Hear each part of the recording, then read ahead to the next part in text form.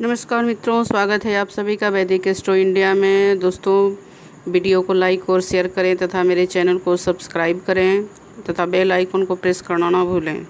आज हम चर्चा करेंगे शिव जी के पास डमरू, त्रिशूल, चंद्र और नाग कैसे मिले या उनके पास कब से हैं। विक्रम संवत्सर के 5वें माह को श्रावण मास कहा जाता है। सनातन धर्म में सावन का महीना साल का सबसे पवित्र महीना होता है। ऐसी मान्यता है कि इस माह का हर एक क्षण शिवमय होता है। सावन मास में प्रत्येक सोमवार को शिवलिंग पर जल अर्पित करना बहुत ही शुभ माना गया है। जब आप शिवालय जाते हैं, जहाँ भी स्वयंभू सदाशिव को साकार रूप में देखते हैं, तो या यह कहिए स्वयंभू सदाशिव के ध्यान मात्र से ही जो उनकी छवि बनती है, उसमें उनके साथ एक हाथ में त्रिशूल, दूसरे हाथ में डमरू तथा दो हाथ अभय तथा वर मुद्रा में रहता है। गले में सर्प की माला, सिर पर अर्धचंद्र रहता है। आप कहीं भी जाइए, भगवान शिव के साथ ये चीज़ें हमेशा दिखाई देती हैं। अब हमारे मन में यह सवाल आता है कि क्या यह चीज़ें स्वयंभू सदाशिव के साथ आई थीं या एक एक घटनाक्रम में भगवान शिव के साथ ये सब चीज़ें जुड़ती गईं। सबसे पहले हम शिव जी के त्रिशूल पर चर्चा करेंगे। शिव पुराण के विशेश्वर संहिता के अनुसार स्वयंभू सदाशिव अनेक अस्त्र शस्त्र के ज्ञाता हैं, लेकिन पौराणिक कथा में शिव जी के दो प्रमुख शस्त्र की चर्चा की गई है। एक है शिव जी का धनुष तथा दूसरा है उनका त्रिशूल।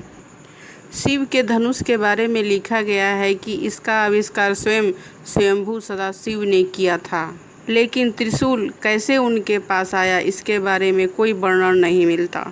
माना जाता है कि सृष्टि के आरंभ में जब स्वयंभू सदाशिव ब्रह्मा जी की तपस्या से प्रसन्न होकर के निराकार से साकार रूप में प्रकट हुए, तभी रज, सत, तम ये तीनों गुण भी प्रकट हुए। यही तीनों गुण तीन शूल यानी त्रिशूल बने।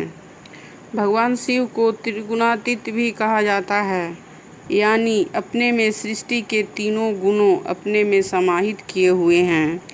इन तीनों गुणों के बीच सामंजस्य बनाए रखे बगैर सृष्टि का संचालन बहुत ही कठिन था। इसलिए स्वयंभू सदाशिव ने इन तीनों गुणों को त्रिशूल रूप में अपने हाथ में धारण किया और समय समय पर दुष्टों से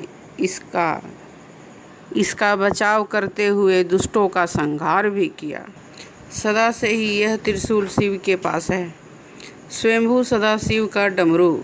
शिव पुराण में वर्णित है कि शिव के हाथों में डमरू कैसे आया। स्वयंभू सदाशिव के हाथों में डमरू आने की कहानी बहुत रोचक है। सृष्टि के आरंभ में जब देवी सरस्वती प्रकट हुई, तब देवी ने अपनी वीणा से सृष्टि में ध्वनि को जन्म दिया, लेकिन यह ध्वनि सुर और संगीत विहीन थी। तब स्वयंभू सदाशिव ने नृत्य करते हुए एक वाद्य यंत्र प्रकट किए और उसे बजाने लगे। भगवान शिव ने नृत्य करते समय 14 बार डमरू बजाए और इस डमरू से व्याकरण तथा गीत, संगीत, ताल, नाद आदि का जन्म हुआ। डमरू ब्रह्मा का स्वरूप है, यह शिव पुराण में बताया गया है। डमरू दूर से विस्तृत नजर आता है और जैसे जैसे ब्रह्मा के करीब पहुँचते हैं तो वह संतुलित हो दूसरे सिरे से मिल जाता है, फिर विशालता की ओर बढ़ता है। सृष्टि में संतुलन के लिए भगवान शिव अपने साथ इसको लिए प्रकट हुए थे। स्वयंभू सदाशिव के गले का नाग। भगवान शिव के गले में जो नाग हमेशा लिपटे हुए रहता है, उसका नाम वासुकी है। वह नागलोक का राजा है। जब सागर मंथन हुआ था, उस समय इन्होंने रस्सी का काम किया था। वासुकी नाग शिव के परम भक्त थे। वासुकी नाग के भक्ति से प्रसन्न होकर स्वयंभू सदाशिव ने उन्हें नागलोक का राजा बना दिया तथा वासुकी को आभूषण के रूप में अपने गले में सदा के लिए धारण कर लिया, जिससे वासुकी नाग भी अमर हो गए। स्वयंभू सदाशिव के मस्तक पर सुशोभित चंद्र। शिव पुराण में वर्णित कथा अनुसार चंद्र का विवाह महाराजा दक्ष की 27 पुत्रियों से हुई थी।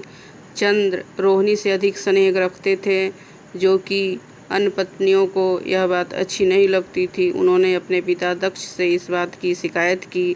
महाराजा दक्ष ने चंद्र को समझाया कि आप उत्तम कुल में जन्म लिए हैं, आपको सभी पत्नियों का ध्यान रखना चाहिए। लेकिन चंद्र पर उनकी बातों का कोई ध्यान नहीं दिया, न असर हुआ, जिससे दक्ष क्रोधित हो गए और चंद्रमा को क्षय रोग होने का श्राप दे दिया, जिसके बाद चंद्र का स्वास्थ्य गिरने लगा। तब नारद मुनि चंद्र को अन्य देवताओं के साथ ले ब्रह्मा जी के पास गए।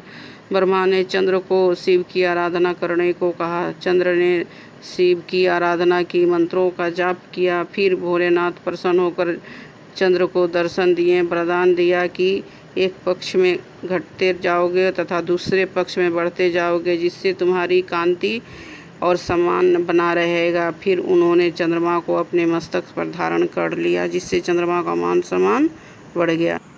दोस्तों, यह वीडियो पसंद आया हो तो इसे लाइक और शेयर करें तथा मेरे चैनल को सब्सक्राइब करें। धन्यवाद।